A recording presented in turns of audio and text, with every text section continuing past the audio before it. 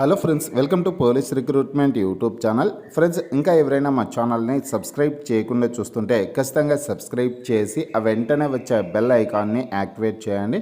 Friends, Telangana రాష్ట్రంలో group 4 merit లిస్ట్ని అయితే విడుదల చేశారండి. 1:3 రేషియోలో సర్టిఫికేట్ వెరిఫికేషన్కి ఎంపికైనటువంటి అభ్యర్థుల యొక్క లిస్ట్ని అయితే విడుదల చేయడం జరిగింది. పీడిఎఫ్ లింక్ కూడా నేను ఈ వీడియో కింద డిస్క్రిప్షన్లో ఇచ్చాను. స్టార్టింగ్లోనే టీజీ గ్రూప్ 4 మెరిట్ లిస్ట్ అనేసి లింక్ ఇచ్చాను. ఆ లింక్పై క్లిక్ చేసి మీరు పీడిఎఫ్ని మీ మొబైల్లోనే డౌన్లోడ్ చేసుకొని అందులో మీ యొక్క హాల్ టికెట్ నెంబర్ ఉందో లేదో చెక్ చేసుకోవచ్చు అనమాట.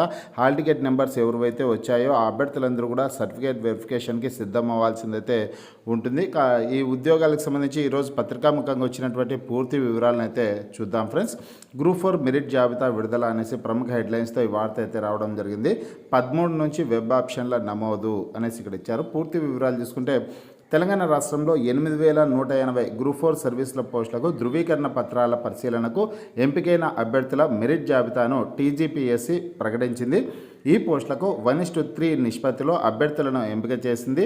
ధృవీకరణ పత్రాల పరిశీలనకు 2 కేంద్రాలు ఏర్పాటు చేశామని నాంపల్లి కమిషన్ కార్యాలయం, పొట్టి శ్రీరాములు తెలుగు విశ్వవిద్యాలయాల్లో పరిశీలన కొనసాగుతుందని కమిషన్ వెల్లడించింది. ధృవీకరణ పత్రాల పరిశీలన రోజువారీ షెడ్యూల్ను త్వరలో టీజీపీఎస్సీ వెబ్సైట్లో పొందుపరుస్తామని కమిషన్ కార్యదర్శి నవీన్ నికోలస్ తెలిపారు. ఎంపికైన అభ్యర్థులు వెబ్సైట్ నుంచి చెక్లిస్ట్, అటెస్టేషన్ ఫారాలు డౌన్లోడ్ చేసుకొని సంబంధిత పత్రాలన్నీ సిద్ధం చేసుకోవాలని సూచించారు.